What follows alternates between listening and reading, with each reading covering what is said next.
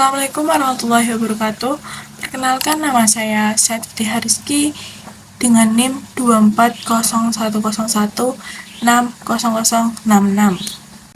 Pada kesempatan ini, saya akan memaparkan sedikit materi mengenai optimalisasi komunikasi penyuluhan dalam menanamkan nilai moderasi beragama di era digital. Perkembangan teknologi informasi telah membawa perubahan besar dalam kehidupan masyarakat, termasuk dalam memperoleh dan menyebarkan informasi keagamaan. Oleh karena itu, penyuluhan agama perlu beradaptasi dengan perkembangan zaman agar tetap relevan dan mampu menjangkau masyarakat secara luas. Yang pertama yaitu mengenai sasaran penyuluhan. Sasaran penyuluhan merupakan individu atau kelompok masyarakat yang menjadi target penyampaian pesan moderasi beragama. Di era digital saat ini, sasaran penyuluhan tidak lagi terbatas pada masyarakat yang hadir secara langsung dalam kegiatan penyuluhan, tetapi juga masyarakat yang aktif di ruang digital. Yang pertama itu ada generasi Gen Z atau remaja.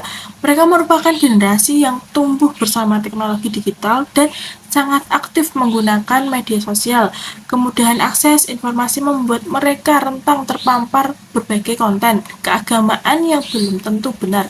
Oleh karena itu, penyuluhan kepada generasi muda perlu menanamkan sikap toleransi, kemampuan berpikir kritis, dan kesadaran untuk menghargai perbedaan. Yang pertama yaitu mengenai sasaran penyuluhan. Sasaran penyuluhan merupakan individu atau kelompok masyarakat yang menjadi target penyampaian pesan moderasi beragama.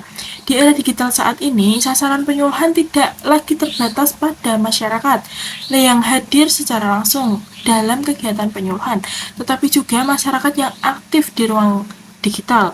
Yang pertama itu ada generasi Gen Z atau remaja. Mereka merupakan generasi yang tumbuh bersama teknologi digital dan sangat aktif menggunakan media sosial. Kemudahan akses informasi membuat mereka rentan terpapar berbagai konten keagamaan yang belum tentu benar. Oleh karena itu, penyuluhan kepada generasi muda perlu menanamkan sikap toleransi, kemampuan berpikir kritis, dan kesadaran untuk menghargai perbedaan. Kelompok ketiga adalah pengguna media sosial dan masyarakat digital. Mereka menjadi sasaran penting karena setiap hari berinteraksi dengan berbagai informasi di internet. Penyuluhan kepada kelompok ini harus menekankan pentingnya literasi digital, kemampuan memverifikasi informasi, dan etika bermedia sosial agar tidak mudah terpengaruhi hoaks maupun ujaran kebencian. Selanjutnya, mengenai tujuan penyuluhan. Tujuan pertama adalah meningkatkan pemahaman masyarakat tentang moderasi beragama. Banyak masyarakat yang masih salah memahami konsep moderasi beragama. Melalui penyuluhan, masyarakat diharapkan memahami bahwa moderasi beragama itu bukan berarti mengurangi keyakinan, melainkan menjalankan agama secara seimbang, adil, dan toleransi. Perkenalkan, nama saya Amila Zuratul Ramadhani, NIM 24010160070. Saya di sini akan melanjutkan materi saudari Syedti Hariski. Nah, selanjutnya mengenai strategi komunikasi penyuluhan. Strategi komunikasi merupakan perpaduan antara perencanaan dan pengelolaan komunikasi untuk mencapai tujuan yang telah ditetapkan. Nah, dalam penyuluhan, moderasi beragama itu mempunyai strategi komunikasi mampu membuat masyarakat memahami pesan, menerima pesan, dan terdorong untuk menerapkannya dalam kehidupan sehari-hari. Yang pertama, strateginya adalah membangun citra positif di ruang publik. Nah, penyuluh itu perlu menampilkan bahwa agama mengajarkan nilai kemanusiaan, toleransi, dan penghormatan terhadap hak setiap orang dalam menjalankan keyakinannya. Terus selanjutnya, strategi kedua adalah memanfaatkan berbagai platform digital melalui konten edukatif yang mendalam disampaikan melalui YouTube, konten visual menarik melalui Instagram, selanjutnya video singkat melalui TikTok, serta diskusi dan interaksi melalui platform X. Nah, pesan ini dalam moderasi beragama itu perlu dikemas dalam bentuk yang kreatif dan sesuai dengan karakter audiens. Selanjutnya, strategi ketiga adalah membangun narasi tandingan atau counter naratif terhadap konten intoleransi, radikalisme, dan ujaran kebencian. Nah, penyuluh tidak hanya memberikan klarifikasi tetapi juga aktif memproduksi konten positif yang menonjol nilai toleransi, persaudaraan, dan perdamaian. Selanjutnya, strategi keempat adalah berkolaborasi dengan tokoh agama, akademisi, dan kreator konten. Kolaborasi ini sangat penting karena mereka memiliki pengaruh yang besar dalam membentuk opini publik di media digital. Nah, keterlibatan tokoh ini dari berbagai agama juga dapat memperkuat pesan inklusivitas dan kerukunan.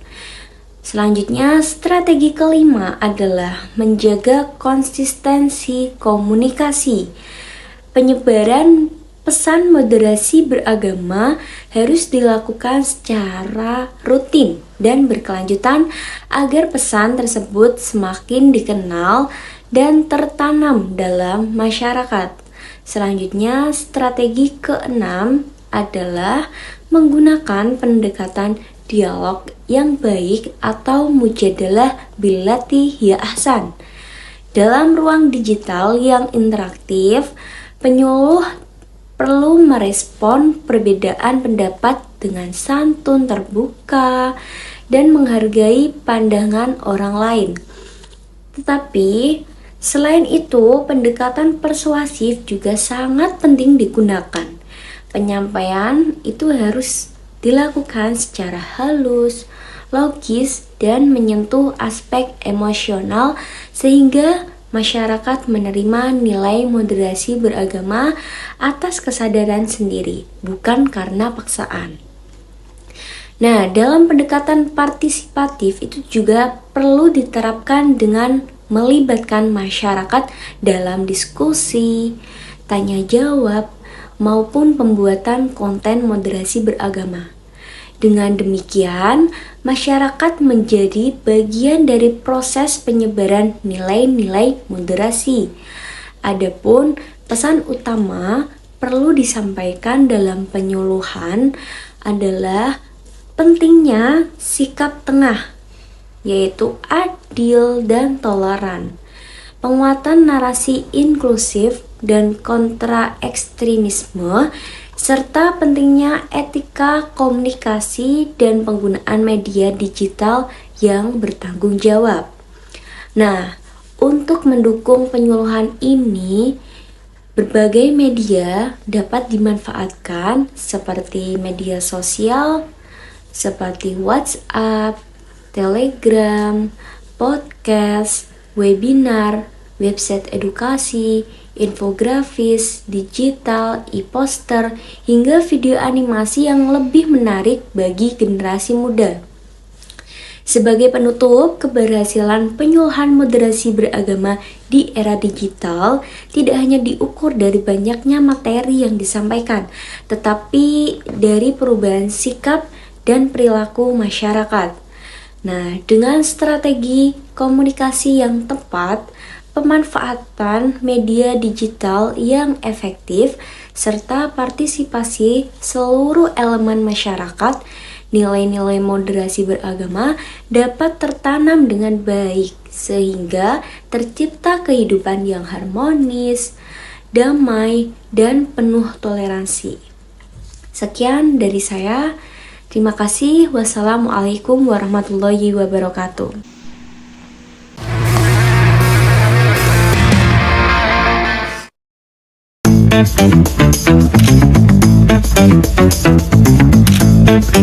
Thank you.